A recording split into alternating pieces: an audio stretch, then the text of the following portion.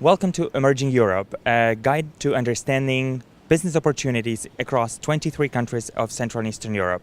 My name is Andrew Robel and I'm speaking to Christopher Zeuner, Managing Director for Central and Eastern Europe at LaSalle. Chris, tell me, what are your operations currently in Central and Eastern Europe? We've got an office based in Prague. We've got 4 people based there, and for us our focus is predominantly Czech and Poland. So what is happening in those two markets? Both economies have been stable, they're seeing good growth.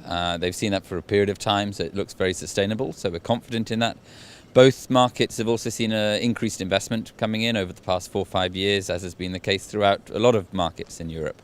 Growth for us is a key element that we look at to make sure that it's sustainable. We're comfortable with that in both of those markets. There are other countries which seem to be very prospective when it comes to growth, for example, Romania. Are you looking at other markets in the future? Of course we will, at some point. At the moment in Poland and Czech there's great opportunity there. We can see enough opportunity for us to fulfill what our growth needs are for the foreseeable future. Of course we monitor other markets. I keep an eye on Romania. Certainly there have been some good opportunities in Hungary as well, actually, in the last few years.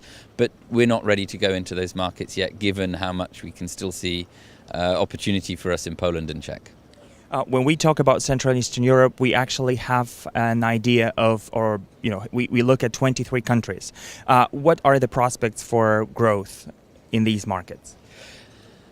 It's difficult for me to say on such a broad basis, and certainly I think it's not always so useful to look at a region on such a homogeneous basis. We look very much at the countries themselves. Each have different economic outlooks, each have different political risks, market characteristics, etc. So certainly, as I mentioned, Poland, Czech for us, number one priority. If there was going to be a market that we'd consider potentially in 3-4 years' time, then it may well be Hungary as a next step, but certainly that's not a focus for us right now. Just looking at general investor sentiment, I think certainly one's seen increased volumes and investment in Romania. It's been quite a lot of talk from some investors in Central Europe, and Serbia as well has certainly picked up recently. Stay tuned to our report from MIPIM this year. Thank you.